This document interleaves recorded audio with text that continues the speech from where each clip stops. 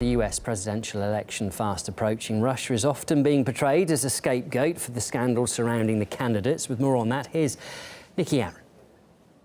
There's just over a week to go until the American people elect their new president. Not the best time for another scandal to hit the Clinton camp, but the emails are back. Hillary Clinton once again under investigation by the FBI. October shocker, putting Hillary Clinton on the defensive. And a decoy is needed, fast. The scapegoat of choice, you guessed it. The question is, where did these documents come from? How did they get to the FBI? Is Russia involved in this? We don't have any clue of where this stuff is coming from. Just to make sure the distraction works, it's always useful to add a bit of extra spice. Why not throw a few accusations at the chief of the FBI, perhaps? Ironically, Comey put himself on the same side as Putin. Yes, Comey and Putin could definitely be best buddies.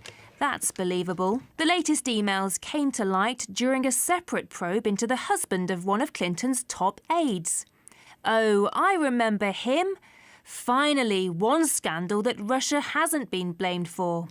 Well, not yet anyway. Because, quite incredibly, Russia has been linked to pretty much every other scandal throughout this election campaign.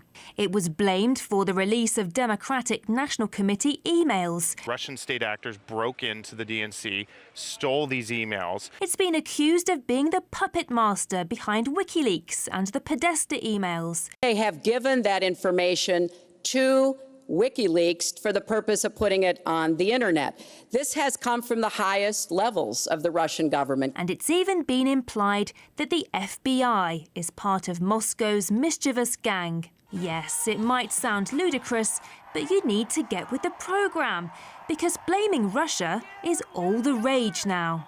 Even RT has been dragged into the circus. Need to do a poll to guess which Dem journalist will be first to find that Comey visited Moscow as a student or once went on RT. And why not?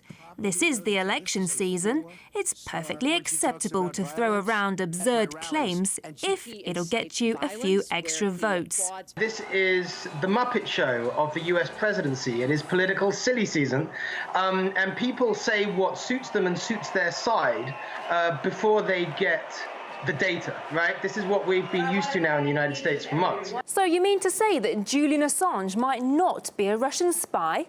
Well, maybe someone should tell Clinton's spokesman, because he seems to think otherwise. He claims that RT tweeting about the Podesta emails release before WikiLeaks had tweeted about it was a clear sign that RT and Assange were in cahoots. And the Clinton camp just loves to share this flawed conspiracy theory again and again.